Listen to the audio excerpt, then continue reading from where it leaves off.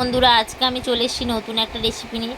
এখানে আছে টমেটো কুচি, কাঁচা লঙ্কা কুচি, কাঁচা পেঁয়াজ কুচি, ধনে পাতা কুচি আর আলুগুলোকে ছাড়িয়ে আমি ধুয়ে রেখেছিলাম। তারপর আমি আলুগুলোকে একটা গ্রেট করে নিলাম।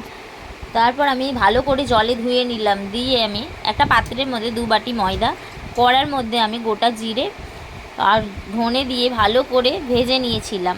তারপর ওটাকে আমি গুঁড়িয়ে রেখে দিলাম। দিয়ে আমি ময়দার মধ্যে গ্রেট করা আলুটাকে দিয়ে দিলাম।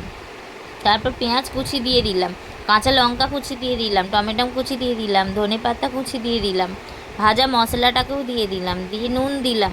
ভালো করে একটা ডো বানিয়ে নিলাম মেখে নিয়ে। তারপর আমি নেচি করে ভেজে নিলাম। আমি তো আলুটা সেদ্ধ করেও করতে পারতাম, কিন্তু গ্রেট করে করলে একটু সময়টাও কম লাগে, তাড়াতাড়ি হয়ে যাবে। ওই জন্যই আমি করলাম ওইভাবে।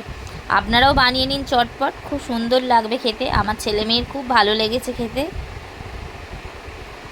আপনারাও খান, আমি আমার বাড়ির লোকেদের খাইয়েছি। আপনারাও তাড়াতাড়ি বানিয়ে খেয়ে নিন চটপট। সসের সাথে খেয়েছে, খুব সুন্দর লেগেছে।